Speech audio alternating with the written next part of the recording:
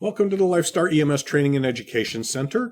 September is Sepsis Awareness Month, and for that reason, our monthly topic in EMS is going to be sepsis and EMS.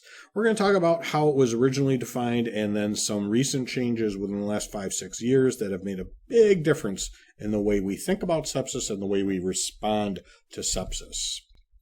Lewis Thomas was a physician. He was born around 1910, died in the early 80s, and for the 60s and 70s, he was a huge personality in this country. People knew his name. He was an author. He was a dean of medical schools, a professor, a physician, and an artist. For that reason, as a jack of all trades, he became rather well known in the United States. And he's the one who kind of wrote up the idea that it's not the microorganisms that cause our infection that are the real enemy. The problem with sepsis is our body's overwhelming response to that infection that leads to the trouble and to death. And so here is his famous quote about the microorganisms that seem to have it in for us are rather more like bystanders. Really like this quote. The definition of sepsis now is the body's overwhelming and life-threatening response to infection, which can lead to tissue damage, organ failure, and death. And in this case, sepsis is a lot like anaphylaxis. It's not the allergy that's the problem. It's the body's completely out of line response to that allergen that leads to anaphylaxis and death. Same is true of sepsis. It's not the infection that is the real enemy. It is the response to that infection when our body just completely gets out of control. Sepsis happens a lot. It is not rare. And in fact, EMS encounters more sepsis than many of the other calls that we tend to be better prepared for. In the United States, more than 1.7 million people are diagnosed with sepsis each year. About 270,000 people die from sepsis every year, and 1 in 3 patients in hospital who die have sepsis. Expenditures for sepsis exceed $20 billion a year annually. So there is a lot of sepsis out there, and it is a pre-hospital problem. Most cases of sepsis begin pre-hospital, not in hospital. And that's contrary to what a lot of us think about sepsis, because we really only hear it discussed when we walk into a hospital and we find patients that have been diagnosed with it. But truth is, many of the patients we transport in our ambulances are in the beginning stages of sepsis or even advanced stages of sepsis, and it started outside the hospital, not in the hospital. Many of those cases wind up being transported by EMS, and that gives us an opportunity to identify sepsis early and to assist in combating the problem. We actually encounter more sepsis patients than stroke patients or heart attacks. Heart attacks in the United States for pre-hospital calls, we have about 735,000 heart attack calls for EMS annually. Strokes, we have about 795,000 calls for service annually in EMS. Sepsis cases, as I said before, 1.7 million cases of sepsis. So more than heart attacks and stroke cases put together. There are a number of myths that are still prevalent in EMS about sepsis. The first obvious myth is that it's rare. It is in fact not. We just looked at the numbers. We also tend to consider sepsis something that is really just for the sick people and the old people, and that's not true either. Young and otherwise relatively healthy people also get sepsis. Another myth is that first responders can't identify sepsis, and for that reason, we shouldn't really worry too much about it. And then along with that is the myth that there's nothing we can do about sepsis, so it's really just a matter of pick them up, get them to the hospital, and they'll find it at the hospital. In EMS, we have 2 major failures when it comes to sepsis. The first failure is failure to recognize that sepsis is an item on the differential, or it's on our index of suspicion or our cast of suspects of what's wrong with the patient that's sitting in front of us. And then, even if we do recognize sepsis as an issue, we fail to call the sepsis alert early so the hospital can be prepared for this potential sepsis patient. The Sepsis Alliance is an organization out there who has dedicated itself to spreading information about sepsis and to providing training. And in fact, there are a number of trainings that you can participate on the Sepsis Alliance website that will get you continuing education. And at the end of this presentation, I'm going to show you exactly where to find that. The risk factors for sepsis include the very young and the very old, anyone who's had recent trauma or recent surgery, recent delivery of babies, breaches of the skin, any kind of abrasions, lacerations, punctures, indwelling catheters, any patients diagnosed with cancer or diabetes, cardiac and respiratory problems, anybody who's immunosuppressed due to chemotherapy or using inhaled steroids on pediatric patients, and anyone on anti-rejection medications or anyone on antibiotics. That is a huge portion of all the people we see in our ambulances, so sepsis should always be potentially on the list of suspects for what's going on with your patients. When it comes to defining sepsis, the Consensus Committee is kind of the international organization that meets occasionally and talks about new definitions for sepsis and new treatments. And the Consensus Committee and who is on it has changed over the years.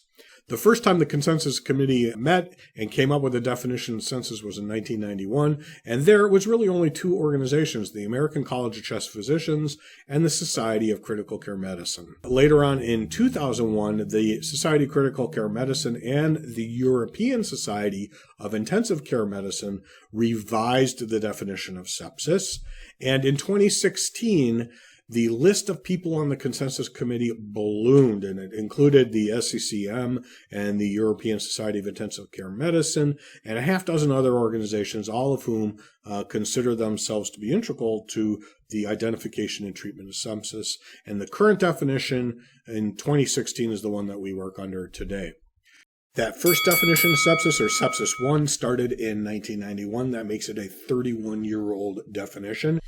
The 1991 definition of sepsis used the term SIRS to describe the phenomena, which stands for Systemic Inflammatory Response Syndrome, tachycardia in a resting patient, so a heart rate above 90 BPM, SIRS, tachypnea or rapid respiratory rate, so any respiratory rate, again, resting respiratory rate above 20, and then fever, so temperatures outside 36 to 38 or 96.8 to 100.4 Fahrenheit would be febrile, and that is an indicator of SIRS as well. And then finally, there needs to be some sort of white cell abnormality. White cells, of course, are the cells that are used to fight infections. So when they do blood work and they find white cell abnormalities, that's an indicator that the body is gearing up to fight an infection. Any patients who met two or more of those SIRS criteria were at risk of sepsis, and sepsis, complicated by organ dysfunction, was called severe sepsis, and then septic shock was defined as sepsis-induced hypotension despite adequate fluid resuscitation. So we keep putting fluid in the patient, they're still hypotensive, that would be considered septic shock. The SIRS criteria was just not enough to fully define and come up with a standard of care for sepsis patients, and so Sepsis 2 in 2001 added to that definition. So the Society of Critical Care Medicine and European Society of Intensive Care Medicine and a few other organizations all got together. So what did they do? Very little. What they did was to hold on to the SIRS criteria and then also say that you have to have a suspected source of infection. Other than that, no changes to the 31-year-old definition. And the Sepsis 3 definition moved the focus from inflammatory response to organ dysfunction. The new proposal defines sepsis as life-threatening organ dysfunction caused by a dysregulated host response to infection. And this is where they came up with a sequential organ failure assessment tool, or the SOFA tool. And this is the diagnostic tool that's used to assess risk of sepsis and how bad things are going with a patient. SOFA scores can range anywhere from 0 to 24, and it is based on these dimensions. The organ system is listed on the left side of this chart, and then you can score from 0 to 4 on each one of these organ systems. And the higher the score, the worse it is. So we start with the respiratory system, which looks at a ratio of the partial pressure of oxygen in the blood work compared to the fraction of inspired oxygen. That terminology means the amount of oxygen in the blood divided by how much pure O2 the patient is on. Are they on 100% O2? Are they on 50% O2? Or are they on room air? And when you do the math, the PO2 divided by the FiO2, you get this ratio number. And if it's above or equal to 400, you get a 0. The next thing they look at is coagulation, and this is done by platelet count. Then for liver function, they measure your bilirubin, which should be below 1.2, and the higher your bilirubin, the higher the SOFA score. For cardiovascular system, they look at your mean arterial pressure. For central nervous system, they look at your GCS. And then for your renal system, they look at your creatinine. There's no score that says, yes, this is sepsis, and if you're below this score, no, it's not sepsis. So it's meant to be tracked sequentially, and there's no minimum criteria to be considered sepsis. One thing they've noticed is that any increase of 2 points or more in your SOFA score increases your mortality risk by 10%. They also have noticed that the use of pressors to maintain a MAP of 65 and a lactate above 2 is associated with a 40% mortality rate. And here's the real interesting number. A SOFA score greater than 11 is associated with a 90% mortality rate. If the score could be from 0 to 24, you only have to get to an 11 before you're risking a 90% mortality rate. So let's take a look at a couple cases and decide whether this is a sepsis case or not a sepsis case. So case study number 1 is a 65-year-old man, lives alone. He's working in the kitchen. He cuts his finger. He washes the bleeding site. He puts a Band-Aid on, and he continues cooking. So 2 days later, he removes the Band-Aid, and the cut is open and oozing. And he replaces the Band-Aid with a fresh one, and he leaves it. A few days later, he noticed that his finger has become very red and swollen, and he can see a small amount of pus at the site. He's also developed a low-grade fever, and he's not feeling well. He's developed malaise. The following day, on day 5, he went to see his physician, who cleaned the cut and gave him a broad-spectrum antibiotic. But the patient did what a lot of our patients do. As soon as they start feeling better, they stop taking the antibiotic because they figure, oh, we're all fixed. Stopping an antibiotic is a bad thing, and it has a lot of negative consequences.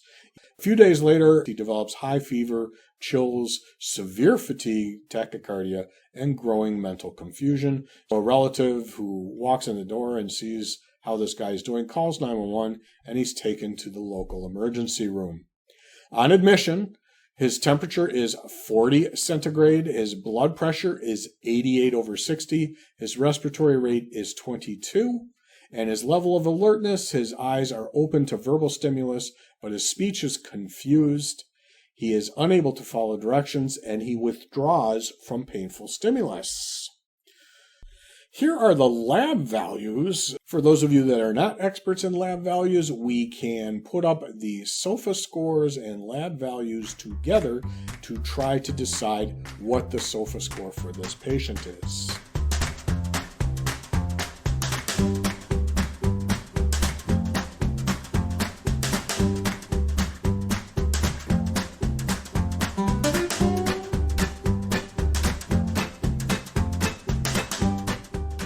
How do we do SOFA pre-hospital? In the pre-hospital setting, we don't have the blood tests, so we cannot do a full SOFA score. So the consensus committee developed what they call the Q-SOFA, or the quick SOFA score, and it's considered a predictor of mortality, but it's not diagnostic for sepsis. It does, however, look a lot like the Cincinnati pre-hospital stroke score, which looks at a few simple items, and if you score a 2 or a 3 on this, you are at much higher risk of ultimately being diagnosed with sepsis. And that is tachypnea, or respiratory rate above 22, a change in mental status, and a systolic blood pressure below 100. You get a point for each one of those, and if the entire presenting story of the patient matches the story of sepsis, then we call in a Q-SOFA score to the hospital and tell them you have a 2 or a 3 Q-SOFA score for the patient. The Sepsis 3 Consensus Committee definition recommends that we do an assessment based on the Q-SOFA scale. They recommend a fluid resuscitation of 30 milliliters per kilogram initially, and then pressors as indicated. So if the fluid resuscitation is not working, start your pressors. Is there anything else we can do to identify sepsis pre-hospital? We do have another tool at our disposal based on the knowledge that sepsis usually leads to elevated lactate levels, and as lactate levels increase, the body becomes more acidotic. So lactate goes up, pH level drops. The lower the pH, the more acidotic you are. So the body tries to compensate for that change in pH by increasing the respiratory rate to blow off the extra acid, and the result of that is blowing off a lot of CO2, and that means our end tidal monitoring will give us a clue. End tidal levels have been shown to be an accurate predictor of mortality in patients with severe sepsis and septic shock, and any end tidal reading below 25 and the presence of 2 or more SIRS criteria correlate with lactate levels above 4. So I encourage you to use those end tidal cannulas. If you're going to give oxygen, you might as well give it through an end tidal cannula so that you can measure not only how acidotic the patient might be, but also get an accurate respiratory rate. Let's look at this second case study. A crew is called to a skilled nursing facility for a female with altered level of conscience and a fever. They arrived to find a 56-year-old female with sudden onset of high fever, general malaise, and a non-productive cough. Her vitals are a blood pressure of 118/70, her heart rate is 100, respiratory rate is 20, SpO2 is 98%, the end tidal is 40 millimeters of mercury, normal waveform, and the lung sounds are clear, and a glucose of 140, and the temperature is 103.5. This patient woke up feeling normal this morning, and her symptoms began right after lunch and went downhill rapidly. She has a frequent non-productive cough, and her fever has not responded to acetaminophen. Do you suspect sepsis in this case? Why or why not is this a high risk for sepsis? The answer to that, other than the presentation, is how quickly this developed. Sepsis, as a rule, takes days to develop. So a person who wakes up feeling fine and at lunchtime is sick and by the afternoon is in severe trouble is not likely to be very high on the list of suspects for sepsis. Now, this patient may down the road develop sepsis easily. We likely have an infection, but developing sepsis in one day, highly unlikely. This would not set off the alarm bells for sepsis in my ambulance. So when it comes to the takeaways for this presentation, I'd like you to consider the different definitions of sepsis over time and realize that sepsis is much more these days about organ dysfunction, and in early intervention, early response, early alarm bells are very, very important for sepsis. The Sepsis Alliance maintains a fantastic website that has multiple trainings in which they will issue you continuing education unit certificates. Here is the address. However, you can just search Sepsis Alliance and find their website. If you are a critical care paramedic, you have to have at least 6 hours of sepsis and MODS training before you renew your license. So I highly encourage you to go to the Sepsis Alliance and to check out their website and engage in some of that training. If you're interested in seeing the references for the various facts that were presented in this presentation, here is the list of references that were used. I appreciate you participating in this monthly training. I'm glad that we were able to make it available to you online. Thanks a lot, and we'll see you on the next one.